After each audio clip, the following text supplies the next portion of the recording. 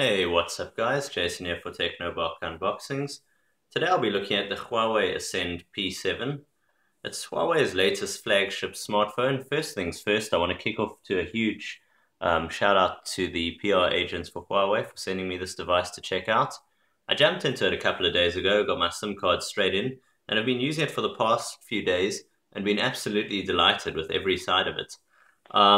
First things first, let's get the phone out the way and jump straight into the unboxing. So you get this kind of very clean, very nice packaging they've put together. Reminds me actually of one of the other big smartphone makers. I won't give you any clues with all the white, the look at the way it's done. Very nice though. What's nice as a surprise when you open it is you actually get some NFC tags provided straight out of the box.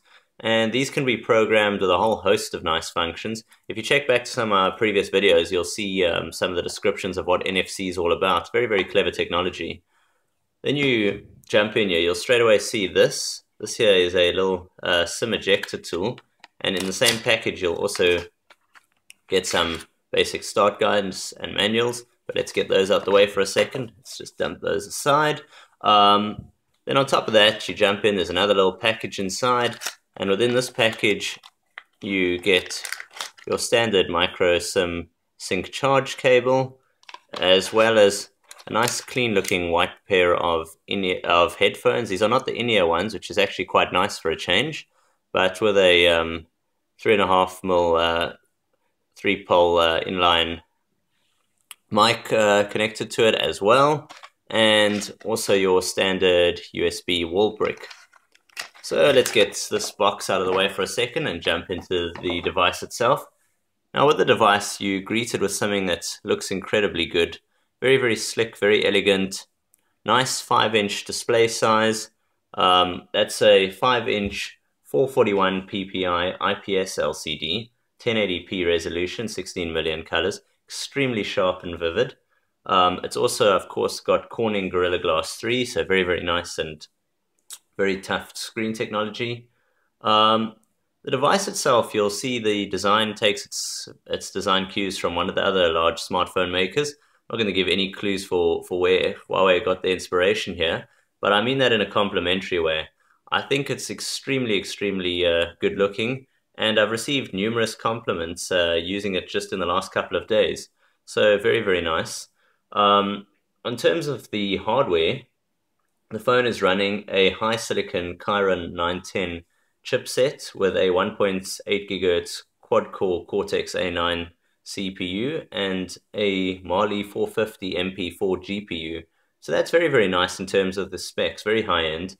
It's got built-in FM radio, it's got GPS with AGPS support and GLONASS. So that's nice. If you're using it for navigating, it'll immediately get a lock onto your destination and you have no problems there. On top of that, you'll notice it's a non-removable back. It's got a built-in 2,500 mAh battery. Now, the downside of non-removable batteries I've found of late is a lot of the devices are using them and you tend to have a slower charge time. But with that, there's always the upshots. They tend to give a much better battery life. And I've been delighted with that too on this device.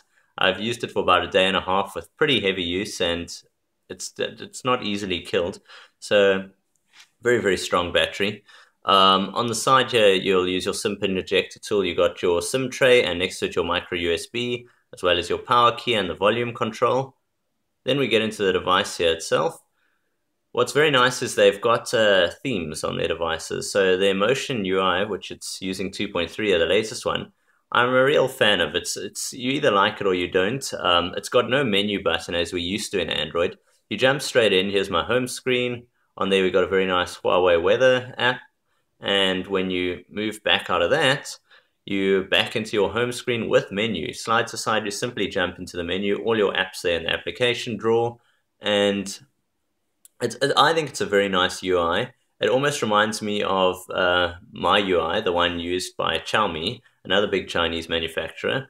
And I think it's very nice. They also take a lot of their inspirational cues from some of the other large smartphone makers, but they tweak it in their own way. They add a lot of customizations and ability to change the look and the interface. And it's all done for the better. So very nice way to do it. The folders, everything looks very clean. I've got all my Google apps arranged in one place.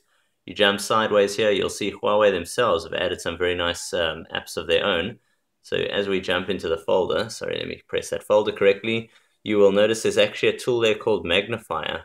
And this is quite clever. So what it is it's taking the camera, and as you put an object down, it will actually magnify the object using the camera zoom, and providing you get, of course, the correct lighting and the correct position, it works very nicely if you want to read text or something where you can't clearly see it. As you pull it up, you'll see it very nicely magnifies it. So a few clever, nifty little applications they've added there. They also add DLNA for mirror cast, so you can cast the screen onto one of your other monitors, and of course their flashlight tool. Just a nice few things that they throw in straight out of the box. On top of that, you'll notice if I jump into the menu, they've thought of a lot of clever things with this device, which is why I'm really been enjoying using it. You jump straight in, okay, it's their style of menu, a little bit different to the stock Android, but yet they've kept a lot of the stock elements, which I like. So they've built in a power conservation app, which lets you filter it with all the correct plans based on your power saving, the method you choose to use, what you want to cut out, and how much power you want to preserve. And it gives you a full breakdown in milliamp hours of what each application is actually chewing from your battery. So that's very nice.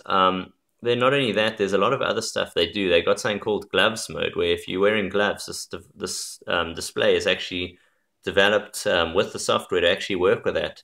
Something quite nice. All the motion controls, where you can simply pick the phone up lift it up to the side of your ear to actually make a call, or to answer a call, or actually to dial out.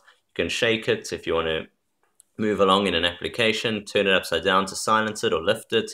It's got, of course, wireless printing, running straight out of the box, Android 4.4.2 KitKat. The H here, I'm not sure if that stands for Huawei, but I'll assume it does. Apart from that, it's running the latest version of Android, so very, very capable. All the latest software on it. And if we just hold on here, we will get back into the menu here. You'll see there's some of the specs: 2 gigs of onboard RAM.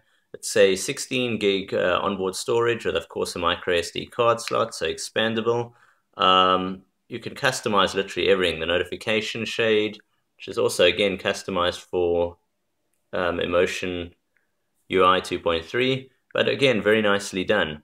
It's also got the ability to theme the device itself, so it comes with quite a few nice built-in themes. And when you apply them, it'll change your lock screen, it'll change the style of your icons, it changes pretty much everything. So very nice touch that, and it's something that's big on the Asian market, and I'm all for it. I think it's very nice that they give you the ability to customize everything just the way you want it, tailored the correct way. Your music, you can have it actually set into categories: sad, energetic, gym music, whatever you want to put in there. So overall, yeah, I'd just like to give a huge shout out to the guys over at Huawei, the PR agency, for sending me this device. Really, really loving it. Looking forward to using it for the next while and actually just seeing more of what it offers. But first impressions, extremely positive, and looking forward to bringing you some further reviews soon. Until next time, cheers for now.